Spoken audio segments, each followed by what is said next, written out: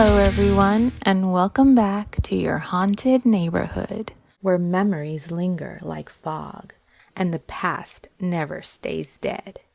I'm your host, Jody Bohr. Each week, I share true stories of haunted places, cursed objects, and chilling encounters sent in by haunted neighbors like you. So come closer. You're already one of us. One of our haunted neighbors has a story that just couldn't stay buried, that has found its way to us and is dying to be told. So let's open the door, shall we? Step inside your haunted neighborhood. A woman recounts her unsettling experiences in an apartment she once shared, where things were quiet until she finds herself alone and weird, unexplained happenings start to take place. Tonight, we climb the stairs to an apartment where the walls remember every whisper and they whisper back, and where footsteps echo where no one is there to make them. In some apartments, tenants never truly move out. This story is called I Lived in a Haunted Apartment.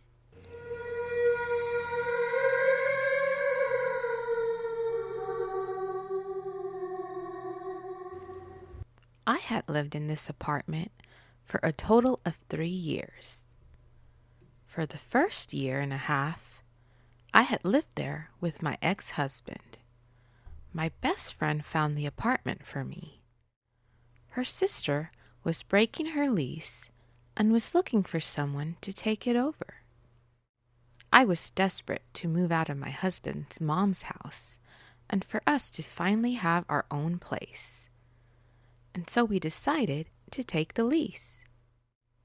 We divorced about 1.5 years after having moved in. While my ex lived there, nothing much happened, except for one thing neither of us could explain. For context, the layout of the apartment was as follows. It was on the 2nd floor, and as soon as you walked into the apartment, on the right was the kitchen, which was open to the living room. As you walked past the living room, you'd enter a long hallway. On the left hallway was a final door that led to the laundry room. My ex had a gaming computer situated in the living room. I used the spare bedroom as an art studio, and I had my own little desk in there with a laptop to watch videos while working on projects.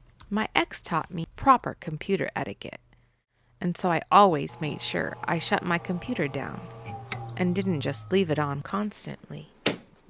My ex had 2 cats, and anyone who's had a cat knows that they love to jump up onto surfaces and cause trouble. And so to avoid this, I always kept my studio door closed when I wasn't in there. One night, I remember walking to what sounded like my ex's gaming computer playing some sort of video. I assumed maybe one of the cats had jumped onto his modem and accidentally turned it on. In and out of grogginess, I brushed it off and just drifted back to sleep.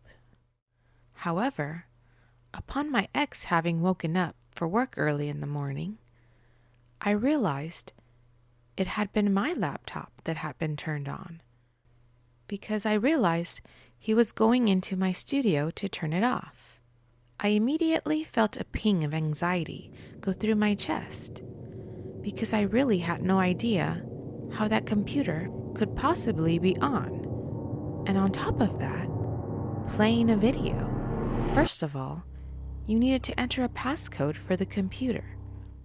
Secondly, I know for a fact that I had turned my computer off, as I always remembered to. And finally, my studio door had been closed for hours before we headed off to bed. If I had by chance left my laptop on, loudly playing videos, we would have heard it before drifting off to sleep, and we would have turned it off then, so neither of us could really explain that. And it was pretty strange. But nothing really happened after that.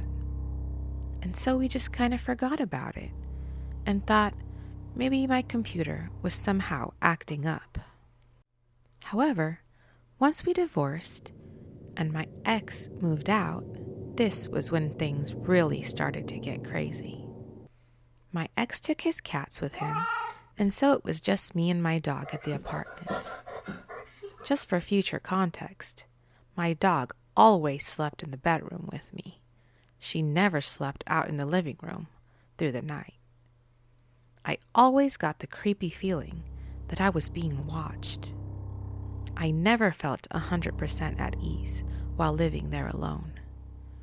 I have never smoked cigarettes, and my friend's sister hadn't ever smoked cigarettes there, and the smell of stale old cigarettes would always come and go randomly.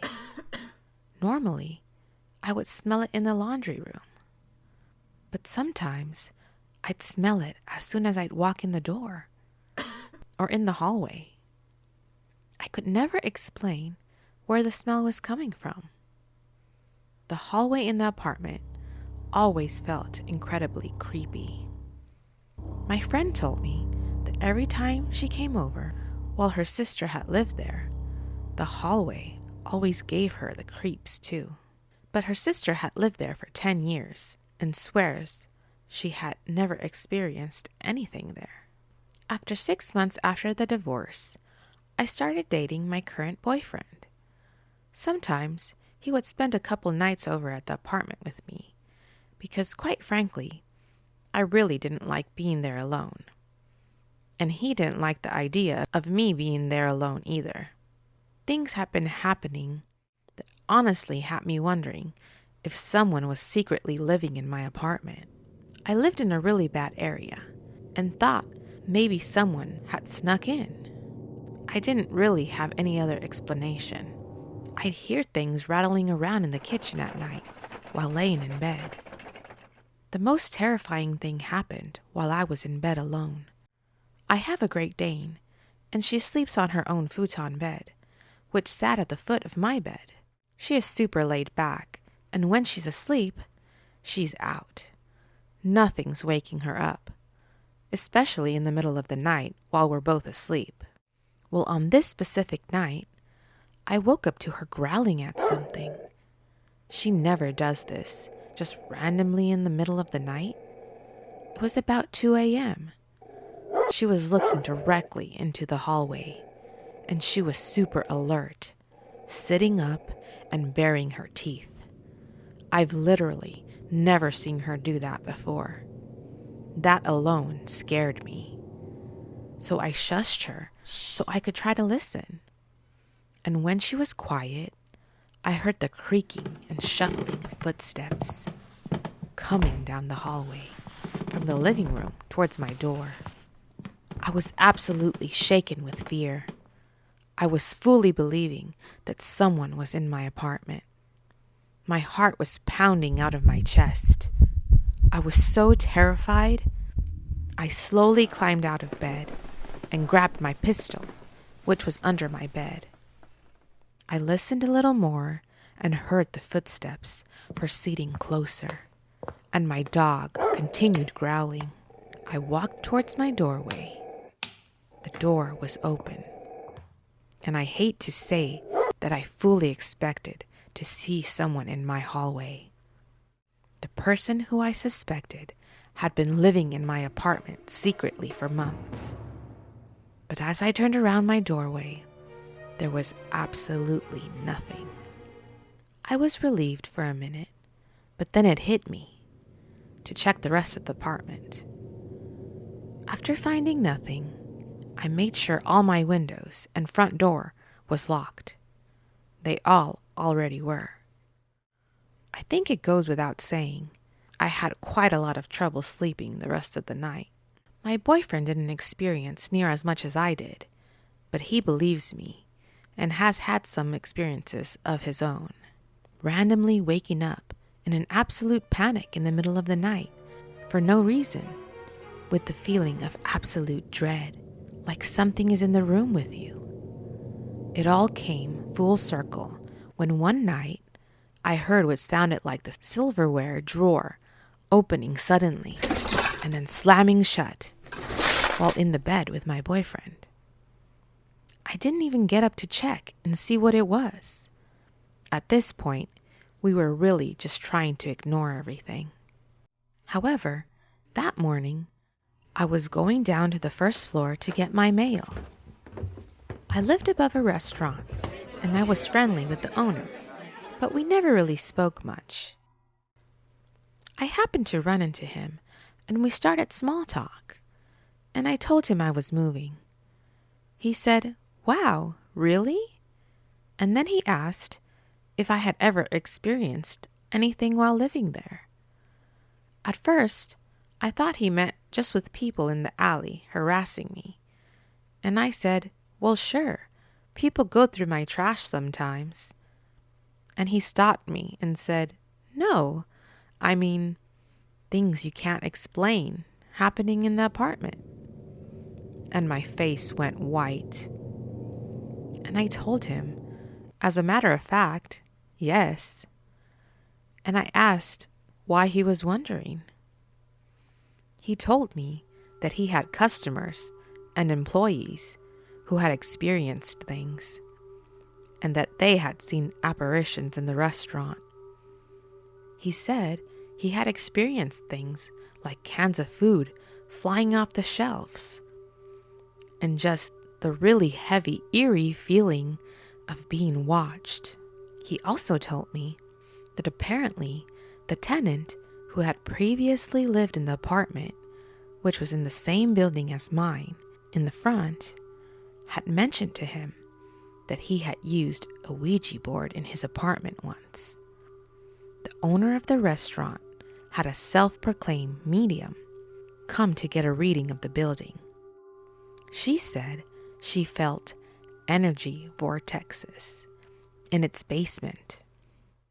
I don't know what that means, but to be honest, hearing all of that was a lot, because I had spent so long just trying to shrug off everything and just ignore it all. But hearing this made me realize maybe it wasn't all just in my head. The last thing I remember experiencing was one night when my boyfriend and I were getting ready for bed. I was already in bed, and he was brushing his teeth in the bathroom down the hall. My dog was coming into the bedroom to get onto her bed, and I said good night to her. My boyfriend came into the bedroom and asked, "Who were you talking to?" I told him I had just said good night to the dog. He said he was asking because he thought I was on the phone, because he heard good night said out loud twice. I told him I only said it once. Thankfully, I moved out shortly after.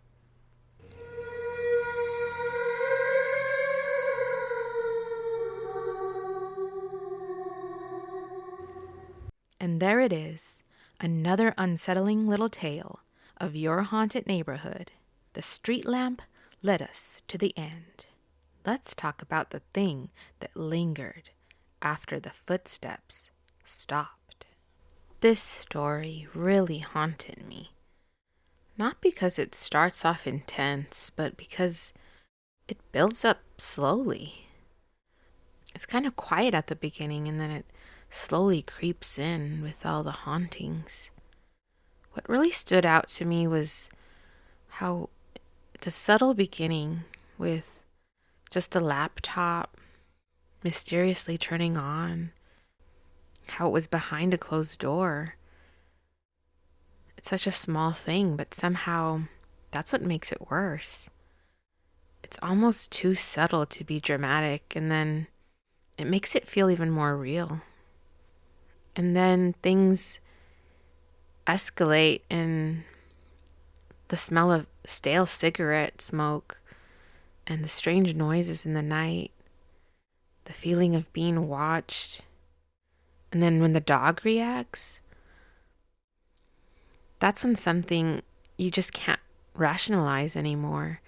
Animals are honest and they don't pretend to be scared. You know when something's there. That moment stuck with me. Animals always know when something's wrong. And how she tried to pass things off as, oh, it's just the laptop messing up, or, oh, I just thought I heard it. Maybe it wasn't there. But then for the restaurant owner to have confirmed everything, and he casually mentions the cans flying off the shelves and how the tenant used the Ouija board. It all made sense to her, but she didn't really want it to. She didn't want to believe it, but other people heard things. And that's when you just have to believe it, because somebody else hears it too. It's the kind of moment you want to brush off, but your gut already knows better. The part that really stuck with me, though, is when her boyfriend asked who she was talking to, and he heard goodnight twice. Two voices. One was hers and one wasn't. What other voice did he hear? Because he heard it, and how the medium said there was some kind of vortex. That was creepy. Having that feeling of being watched and having other people feel that as well. Those kind of hauntings kind of make you doubt your own senses until it's confirmed by other people experiencing the same things. If you hear a voice in the dark that sounds like your own, don't answer. Thanks so much, you guys, for listening. And thanks for wandering these haunted streets with me. I hope you'll come back for the next story. Until next time, see you around the neighborhood.